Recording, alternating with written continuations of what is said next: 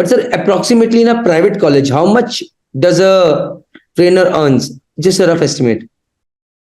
Hi everyone, Jai Hind, Jai Bharat, Jai Mata Di. Welcome to my YouTube channel Merchant Navy Decoded. मेरे साथ है Captain Gaurav Rana, who is going to help us decode the life of a sailor who wants to quit sailing and successfully transition from ship to shore, while he wants to become a maritime trainer, somebody who loves teaching children, जिन्हें पढ़ाना अच्छा लगता है. Or let's see what Gaurav Rana sir has for us so that this profession is decoded today. Let us give him some tough questions. Let's see. ठीक है sir. All Sure. of you, please start. Sure. Thanks, Praneeth, for having me. Coming to maritime training, right? As I said, you need to be have a passion for training. Like what Praneeth does. I mean, how he passionately trains persons, and has been in this field. You need to have that passion first of all, right?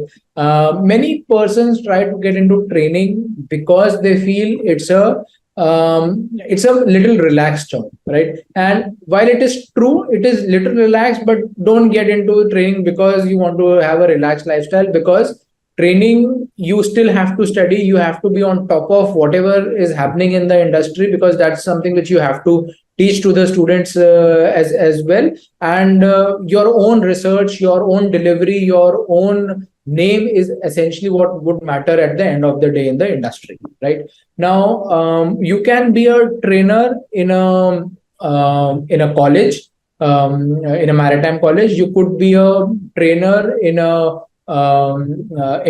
company as well, or you could be a trainer in one of the universities as well. I mean, you could be teaching COC related courses or shipping related, or entry into shipping or postgraduate courses. So that's where essentially as a maritime trainer you can go.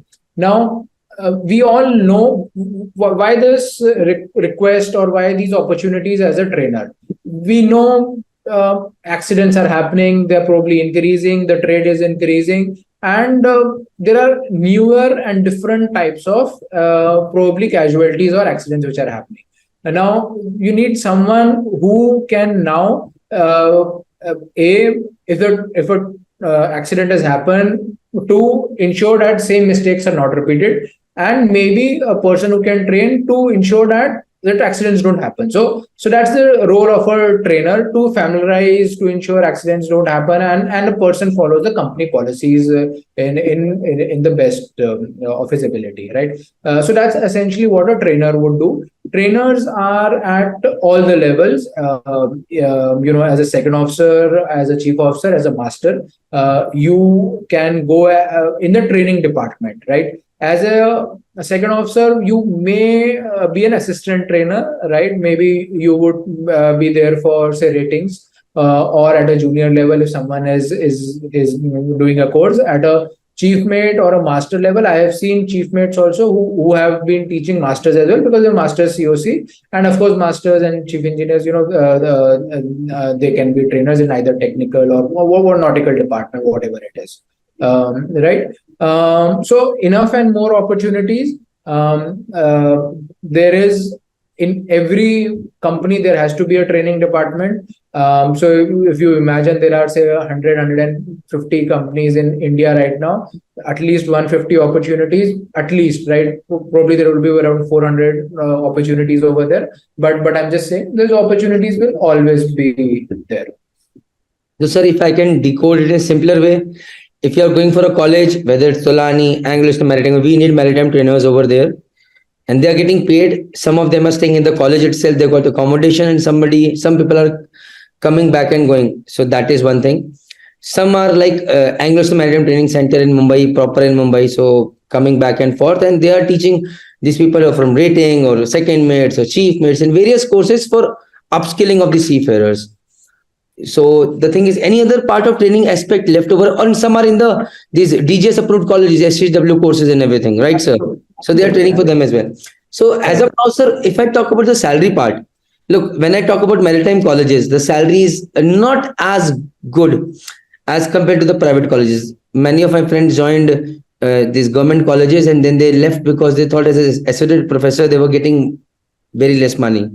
And for becoming a professor, they need to do PhD. They had to do a lot more things, which I am not very sure about, so I won't speak much. So then, but sir, approximately in a private college, how much does a trainer earns? Just a rough estimate.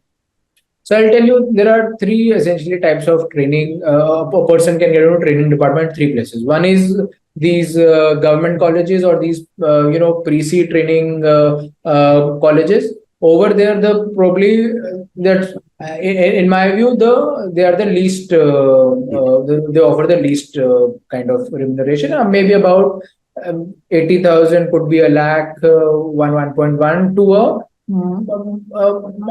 a chief officer, second engineer, master chief engineer at that level, right? So that's at a pre-C level. Once you are in a DG approved training institute where you are either doing COC or value added courses, the salaries are a little higher. So it could be 1.2 to maximum, which I know is 2 lakhs, but that institute is one of the best, and they offer more of value added training and less of DG approved training. DG approved training is commoditized. So there's a lot of competition. Hence, they cannot offer that much of salary, but value added training, those which offer value added training, they can offer more salary because the competition over there is less. So they can charge. Like example of value added training, sir. Any example of value added trainings like? So which is company based training. So like hydraulics course, so ME engine course that are being done. Correct. So जो company बोलता है कि यार हमें ये requirement है, but DG की requirement नहीं है. Okay, done हो गया. Right. And third is your in-house company training.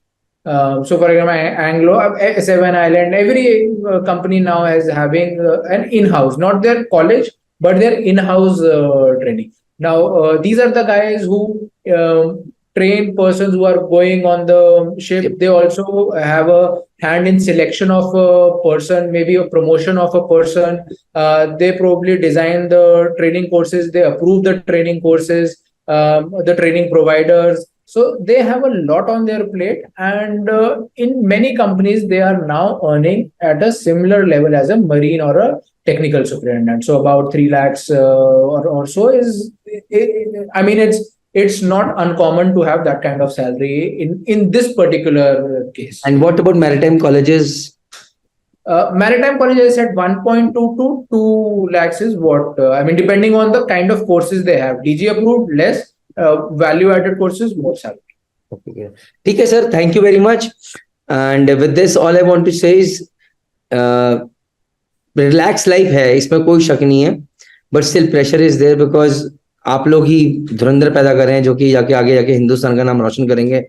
This is all I can say. And with this, thank you very much. Jai Hind, Jai Bharat, Jai Mata Di. Take care. Bye. Hi, if you are a marine engineer or a deck officer who is looking to quit sailing, I think so that this video has been of some help.